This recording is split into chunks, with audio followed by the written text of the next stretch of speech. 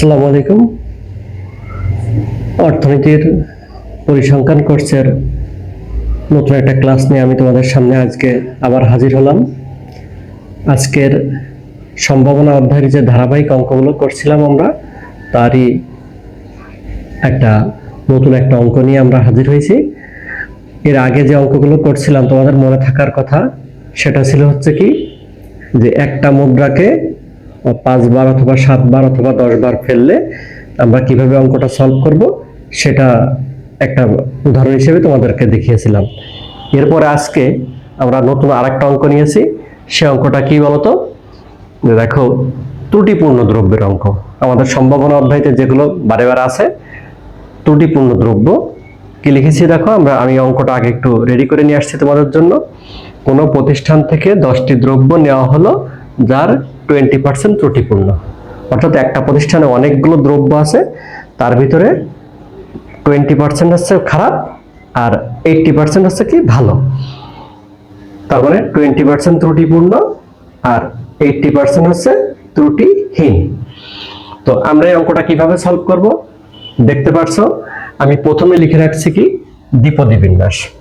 তাহলে আমরা আমাদের পরিসংখ্যানের যে সবচেয়ে বড় সমস্যাটা সেটা হচ্ছে যে আমরা একটা অঙ্ক যখন আমরা সলভ করব, কোন সূত্র দিয়ে সলভ করব এবং কেন এই সূত্রে যাব, এই বিষয়টা ধরা আমাদের সবচেয়ে কঠিন, অথবা এটাই হচ্ছে আমাদের সবচেয়ে জরুরি। আমি তোমাদের যখন ফেস টু ফেস ক্লাসে দেখাই তখন তো দেখি তোমরা এই জিনিসটাই বেশি ফেস করো।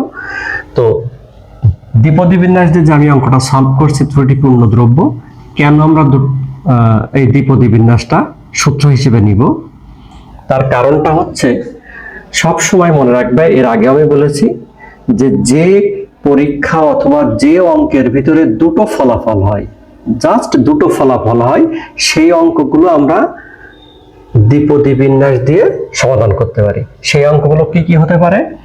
1 নম্বর হতে পারে মুদ্রা ফেললে কি কি হয় বলতো? হেড পড়তে পারে অথবা টেল পড়তে পারে। এখানে বলছে ত্রুটিপূর্ণ দ্রব্য, অর্থাৎ দ্রব্য দুই প্রকার হতে পারে, একটা আছে ত্রুটিপূর্ণ, একটা আছে ত্রুটিহীন। তাহলে এইরকম যে পরীক্ষাগুলো অথবা এই যে অঙ্কগুলো দুই প্রকার রেজাল্ট আসে, অর্থাৎ দ্রব্য সেটা হতে পারে ত্রুটিপূর্ণ, ত্রুটিহীন।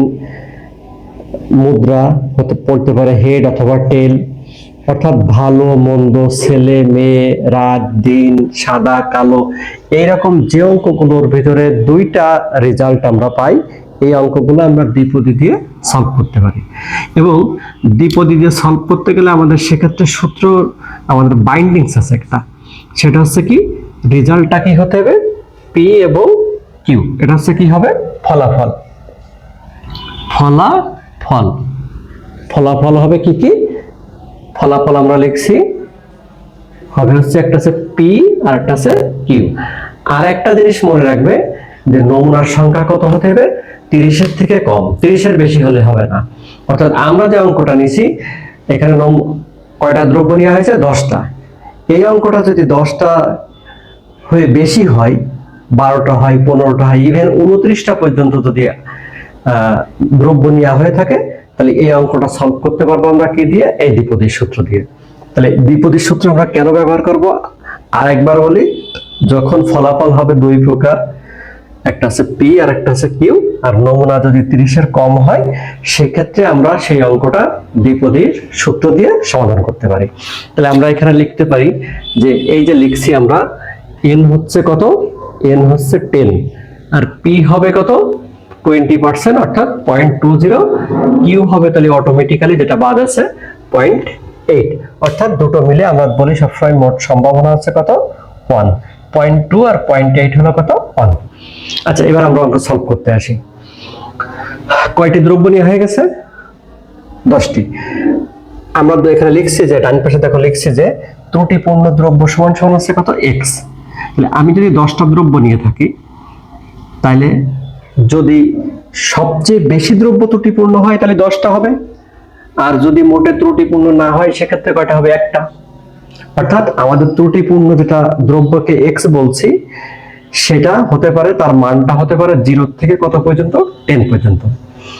আর দ্বিপদীর সূত্র আমরা জানি NCX PX Q N - X। তাহলে এই অঙ্ক অনুযায়ী আমাদের কি দাঁড়াবে? 10cx n এর মান p এর মান 0.20, q এর মান হচ্ছে 0.80। আমাদের একটা সিদ্ধান্ত হয়ে গেল এই অঙ্কটা আমরা কি দিয়ে সলভ করতে পারবো, দ্বিপদী দিয়ে। দ্বিপদী আমরা লিখছি সূত্রটা। এবার হচ্ছে কি আমরা কি জিনিসটা চেয়েছি, বোর্ডের তিনটি দ্রব্য ত্রুটিপূর্ণ হওয়ার সম্ভাবনা। তাহলে তিনটে দ্রব্য ত্রুটিপূর্ণ হওয়ার সম্ভাবনা হচ্ছে কত, x সমান 3। খেয়াল করে দেখো x এর জায়গায় 3 বসিয়েছি, x এর জায়গায় 3, x এর জায়গায় 3, এই 10 মাইনাস আছে কত x, তারপর 10 মাইনাস 3 কত হলো 7। জাস্ট ক্যালকুলেটর দিলে আমাদের মানটা চলে আসলো। এরপর হচ্ছে কি বড় জোর দুটি দ্রব্য ত্রুটিপূর্ণ হওয়ার সম্ভাবনা।